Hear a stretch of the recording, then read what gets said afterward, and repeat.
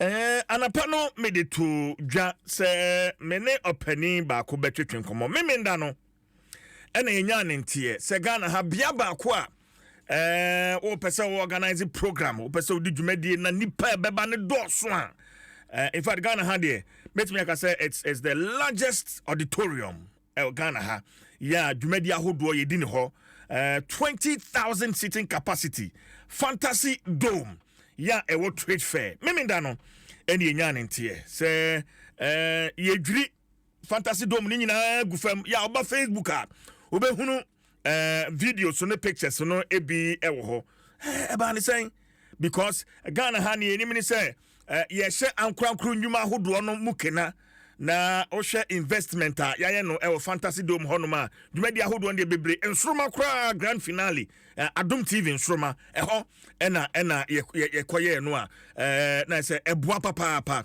anapai Ora Leslie Quaynor CEO Fantasy Entertainment and owner of Fantasy Dome meneno eba betwetwen enkomo oba Facebook a obehu Fantasy Dome no dia sesia ayaye no yadwiri ni nyina e dia gufam. So my guest is Mr. Leslie Quaynor. Adom 6.3 FM and Jana Pay we will get to understand you better in seminar ase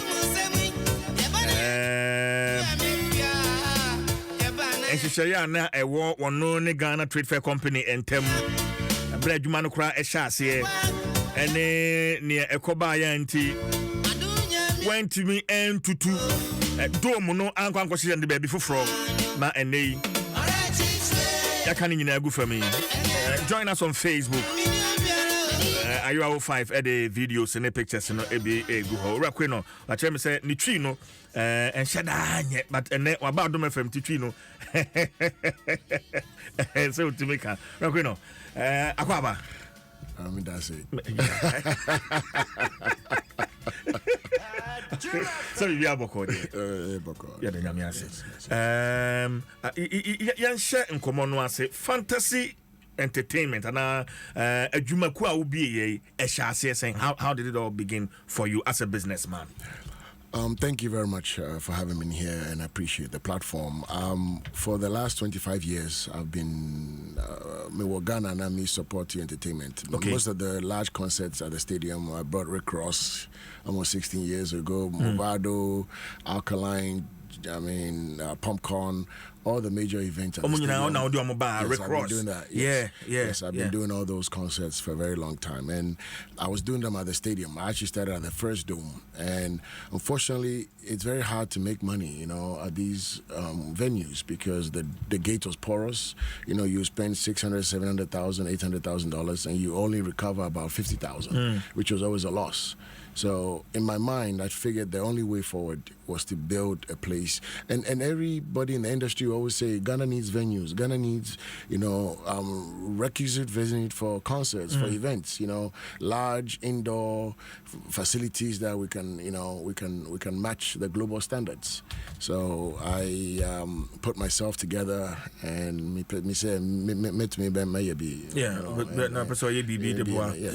So I invested and went and got the land at the trade fair and built this edifice, which became the Fantasy Dome.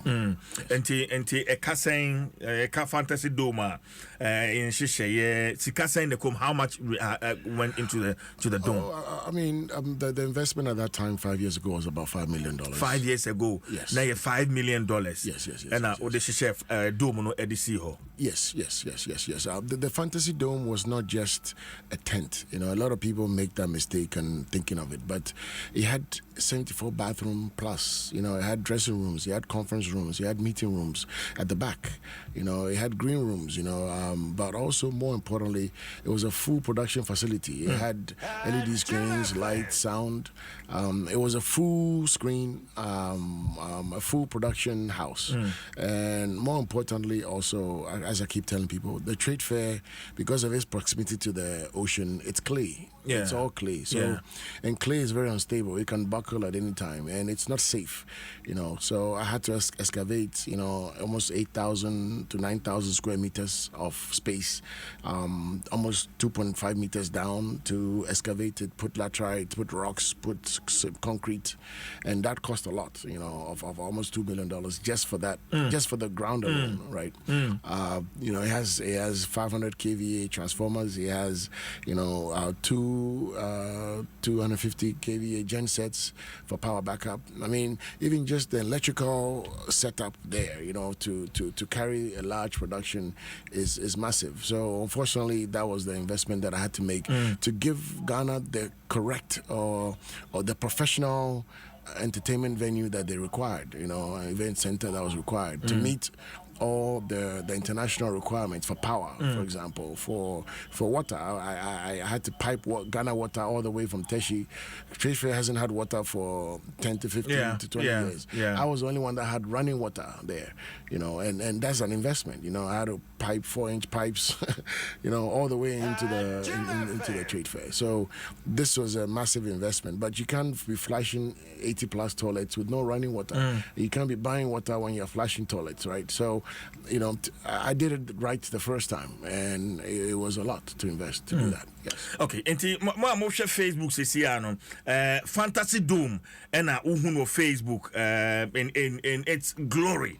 We share Fantasy Dome, where one of the events I hosted ho nipa na one more dome ho over 20,000 people and one more dome on Facebook na be Fantasy Dome before demolition exercise here course memende baso enti dome no honing, but honestly my main bisa, let me find out adentina of all the places and ka obetimi akwahye dome no why Trade Fair adentina choose that location because at that time the Trade Fair always was a location. As a child, I went to Richard School, and I used to remember we used to be put on buses to go and look at excursions there. It was GFX and some other things. So the Trade Fair in my mind was always a destination location for events. I mean, as a child, that's where, you go and walk around Indotech. I mean, there's all these things that, we seem to have forgotten, and, there's even something else that made me drive the Trade Fair is that I didn't only just build the dome, I also renovated the round pavilion. I spent a lot of money renovating the round pavilion, which to me was built by Nkrumah, and it's a magnificent interface, and it just been left to rot, right? And I took it upon myself to bring some pride, and we even had some events there. So the Trade Fair not only had some I had some emotional attachment to it as a child, but it's also in a secure location. It's in a security zone, near Burma Camp, easy for road access, it was close to the beach, close to major highways. And for me, it was an ideal location. And it had the space for parking, because one of the biggest problems in Ghana is every event space doesn't have parking.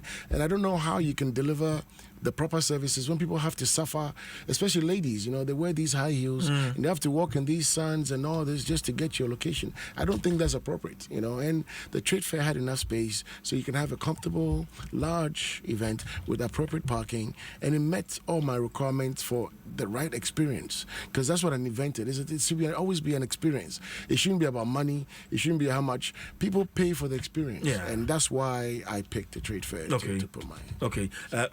Okay, so let's get into the conversation. And Shishaye, what was the agreement between Fantasy Entertainment and the Ghana Trade Fair company? And Sana, what they Fantasy Dome What was the agreement? I signed a 5-year. It was actually a 10-year, but renewable every 5 years. Okay. With this current administration, with the current administration there, they had just come on in late 2017, and the lease started from 2018, which was supposed to expire in December 31st, 2023. But it was a renewable, obviously, if they wanted to, I wanted to, for another 5 years. That's the agreement that we had with the Trade Fair. Yes. Okay. So, and how much was involved? How much? Saying for 5 years, how much did you pay to the Ghana Trade Fair company? Oh, I don't have the details on that, but for 5 years we were paying a monthly rent fee. We're paying of how much? Of how much? Oh, I don't remember. 8,000, 10,000. I would go back and look at the facts, but it wasn't. It was actually very reasonable. I mean, for the land and space, it was actually a pretty good deal for 42 acres. Is it 42 acres of land? Oh, no. I only took a portion that may have covered maybe a little less than 2 acres or around 2 acres of land. 2 acres of land? Yes. Okay. All right. So, we are hearing, say, now time no so. As I said, we're too free, as I said, so, right? Yes. So, as I say, saying, how long did you have to pack out of the land? Give us the details. So, the details are that in the lease, and just in any other government lease, there's something called a redevelopment clause, in which it says that if the government wants to redevelop, they will have to give you some notice. And in my lease, it was 6 months notice. 6 months. Yes. Okay. But when we started the lease in 2018, within a year, because it took me about 8 months to a year to complete the construction of the Fantasy Dome. So we really went to operation really in 2019, and as you know, COVID came around very quickly. I mean, for the following 2 years. So for almost 2.5 years, I have not been functioning properly as a business to recoup my investment. But right after COVID, the trade fair embarked on the redevelopment of the trade fair, which obviously made it even more difficult for my business because it was a construction zone. There's a lot of sand, there's a lot of trucks, and unfortunately, it wasn't amenable for my business. So they gave me notice to relocate, but in our lease, they would have to relocate me within the trade fair for the remainder of my term. And unfortunately, as I just told you, I just spent $2 million just on the ground alone. So it would not make any sense to move from one side of the trade fair to another side of the trade fair to only to move within a year again. So I said to them, you know what, I would like to leave because I don't have a choice, but let me stay where I am for the remainder of my term so I can leave. And obviously, with that said, I've been looking for land. It's very difficult to find land of any significance in terms of 4 to 5 acres in Accra. And as you know, to be an event center, you have to be in Accra. You cannot be anywhere else because it'd be very difficult to have patrons. So I had a pretty tough time locating land, and I finally located land by the University of Ghana, which were in the final stages, and so I needed more time to complete that transaction and then relocate the dome, which we're planning to do hopefully by the end of this month or within the next 30 days. Now, so tomorrow share Facebook, we Sammy Flex on Ura Quaynor, one more interview, one more scene honum, and I will share on Facebook and. I mean, so okay, so back to when you notice from Ghana Trade Fair Company. Let's come to Saturday. On Saturday, how did this news come to you? Were you at the scene or were you home when you got the information? I was actually home. My security. I got a call from my security as he's about to talk to me. The phone went off. So I called him several times and he didn't pick up. So I was very surprised what was going on. So I rushed from my house there, and when I got there, the place was surrounded with men in some blue overalls and machine guns, which I later found out they were national security operators. And I asked for who their lead is, and they led me to him. His name is Captain Frimpong. He was very professional. He said to me, I'm here to protect the workers of the trade fair to complete a demolition. And I said to him, well, you cannot demolish my structure because there's an injunction in place on it, and I have it in my hand. And he said, well, unfortunately they've already commenced, they're almost done with it, so they have to complete it, but it's between me and the Ghana Trade Fair. He's just an officer here to supervise the security for them, to make sure that they come with no harm. So they had 4 bulldozers that was raising and destroying my buildings, my structure, and my equipment. They didn't even spare. No, you had your equipment in there. Yes, I had rooms, storage rooms, and they were just breaking it down. I mean, I have these giant air conditioners that about 30 horsepower, and they just bulldozed over them. I mean, and the question is why? I mean, you already destroyed the structure. Why would you go further and destroy storage areas and toilets and buildings? I mean, the damage is done. Why do further damage to equipment that could be used in the industry? I mean, this is a blow to the entertainment industry. And yes, you lost the venue, but why would you also lose the supporting equipment that could be used, for business in the future? Yeah. And this is the distraction of what they have done to my business and to that entertainment industry. Yes. Now we'll say OJ now we're injunction. Yes. Dabena Osaka injunction, no, and Dabena was survey. I mean, Ghana Trade Fair Company. Dabena was survey. They've been served since the first week of January. The injunction was gotten, I believe, if I'm not mistaken, on January 12th. So, you have a copy here? Yes, I do. Okay, so let's have a look at it. Yeah. Let me get it to you. Okay, thank you.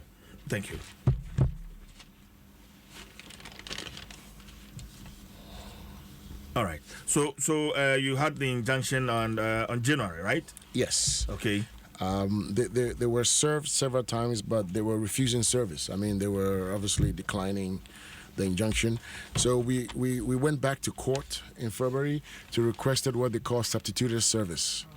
And the judge ordered that in the middle of February, and that substituted service was completed on March 7th, in which a bailiff went and pasted the injunction all over their properties, especially at the trade fair. So as far as the court is concerned, they've been served, and we even have videos of the bailiff posting on their property. So as of March 7th, the trade fair, even if they claim they didn't know about this, as of March 7th, on their building, on their location, it was pasted on all over the walls. So they are clearly aware of this injunction. Okay. My brother Kwame Dazi of Joy FM had an interview with the CEO of Ghana Trade Fair, Dr. Agnes Edu. Let's take a listen to that interview, and then we'll come back to you for your reaction on that one. Mini Kwame Dazi about Joy FM and opinion on Trade Fair so and then interview. Yenti sa interview no. May I know what necessitated the demolition of the Fantasy Dome? Yeah. Okay. Thank you, Kwame. Basically, the redevelopment of the Trade Fair Center, as we know, has been ongoing for some time. So the Fantasy Dome and all previous tenants had been given notice to vacate. The Fantasy Dome was the lone person holding out and refusing to move. So after about 18 months of consistently giving notices to the owners of the Fantasy Dome, the company and the developers, we have no choice but to dismantle so that we can continue the work in the area. But I've cited an injunction from the High Court dated 12 January 2024, and this bars anyone from pulling down the Fantasy Dome. Did you know about this injunction?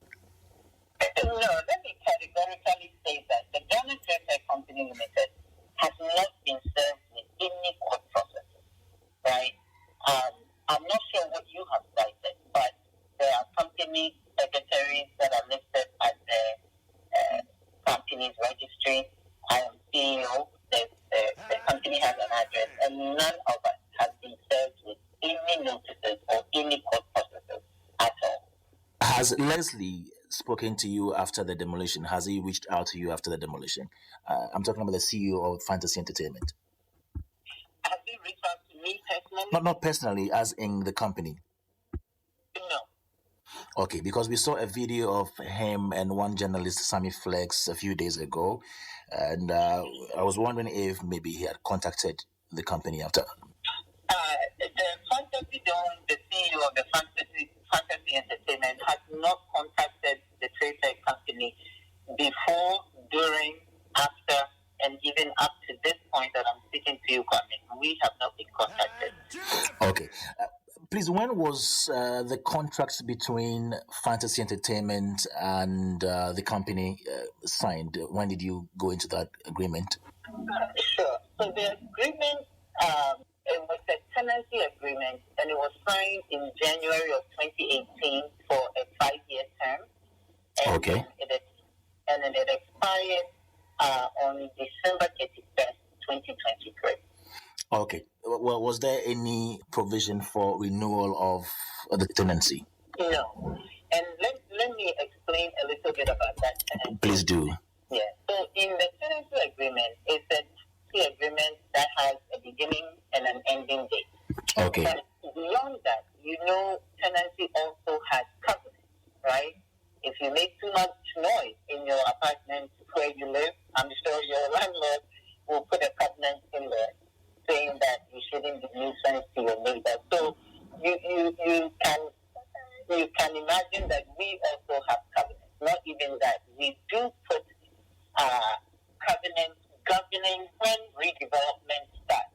Okay. So what do we do, right? So in the tenancy agreement between Trade Fair Company and the Fantasy Entertainment, we gave a 6-month notice that at any point when redevelopment starts, you, the tenant, you will be given, or Fantasy Entertainment will be given a 6-month notice, right, to vacate the site. This is an important, long overdue project.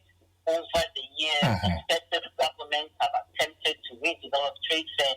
It is under this current administration that finally the Trade Fair has been able to be revived and successfully pull off this major aggressive redevelopment. So we make sure that all tenancy agreements have these clauses in it.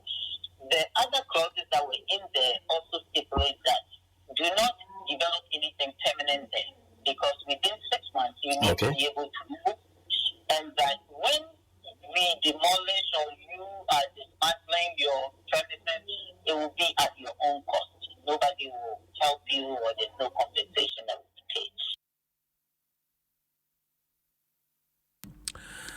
Adom 6.3 FM. Madam Grace. Agnes Edu and I know at your chain and command way Kwame Dazi of Joy News and then you come on. Mr. Quaynor. So first off, Ochese injunction no enya dia trade fair for mo survey one more. Injunction bia. How do you respond to that, Mr. Quaynor? I am actually very surprised that they are taking this position. I mean, there is extremely, the courts of Ghana go through a lot of processes to serve people, and they were obviously avoiding it because the bailiff went there several times prior. And once we realized that they didn't want to be served through the right channel, we went to what they call substituted service. And by the laws of Ghana, once you follow what the judge guidelines are, you've achieved service, and that is by posting on the bulletins on the court, which actually states actually very clearly by posting copies on the notice board on the honorable court. The second option is by posting copies on the GPS address GL0355414 La Accra, which, by the way, is exactly where the trade fair is. And that's what the bailiff did. And we have videos of that happening on March 7th. And as far as the courts are concerned, they are being served. So this is by the judicial service, not by me, not by my attorneys, and it's very clear that by what the court standards are, the Ghana Trade Fair Company has been served, because on their walls right now is this injunction posted since March 7th, which is after 2 months of trying to serve them and them trying to avoid the service.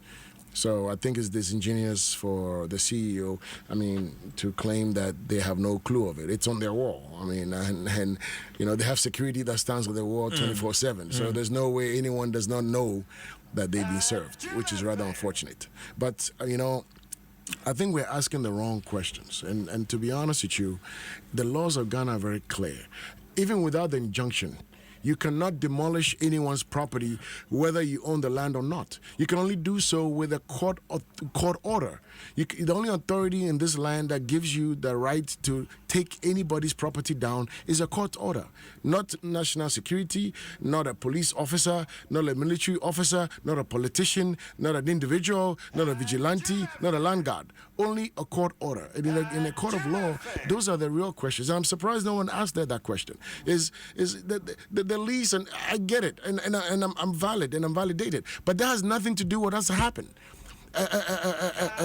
Millions of dollars of property has been destroyed, and regardless of the history what court order did you use to demolish this man's property? I mean, whether I was a squatter for 5 years, it's irrelevant. Because you had an injunction. Absolutely. But my point is that the injunction is valid. But the real question is, what court order was used to demolish? And nobody's asking those questions. That's a real question, right? I did have an injunction which prevented, and clearly they flouted the law, so they don't follow the law. So let's go back to the beginning. Before you can demolish anyone's property in Ghana, you need a court order. So what court order did the trade fair use to demolish such a huge edifice and be a big blow to the entertainment industry? That is $1 million question. What authority did she use? To bring 4 bulldozers to just not only bring down the property, but destroy the business, destroy equipment, destroy everything within the Fantasy Dome? Why? And on what authority? That is a real question. All this lease and this, even if I didn't have a lease, even if I was squatting on the land, she has no right, because, she says something like,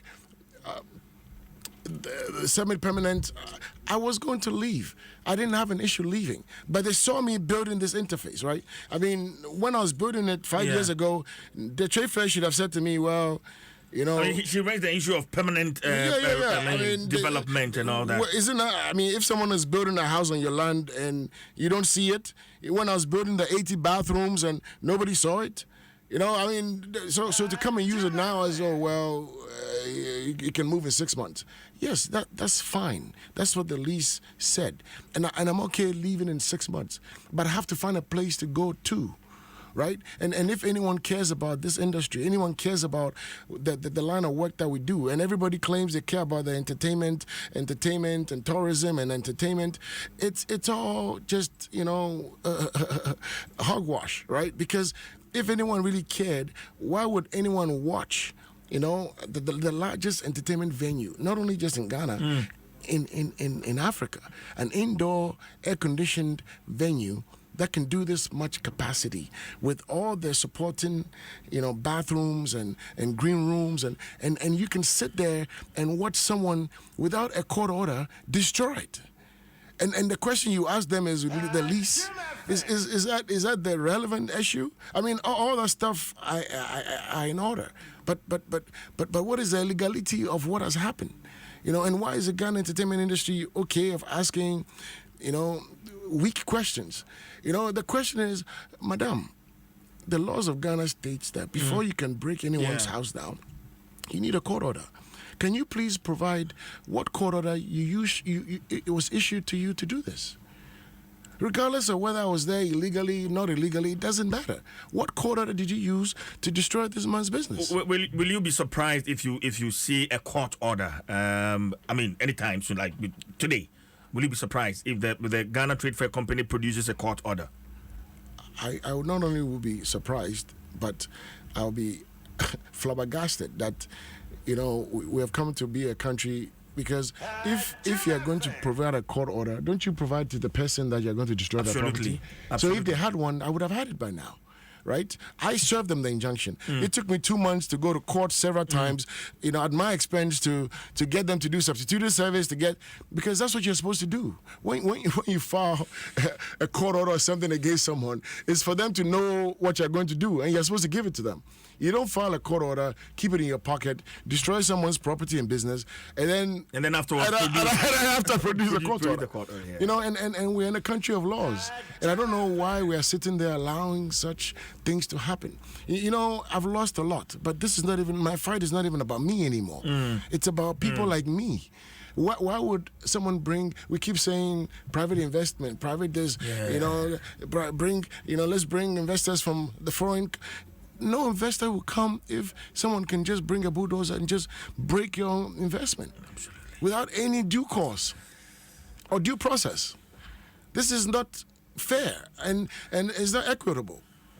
You know, and it's sad. Leslie, how has this affected you? I mean, well, I mean, you know, I believe in God and I'm strong with God, you know, and honestly, God is always with me. So I don't let material or human things bother me because, you know, when I pray every day, I just ask him to give me the patience and the reverence. And I actually pray for people that do these evil things, that he should open their eyes and make them better people.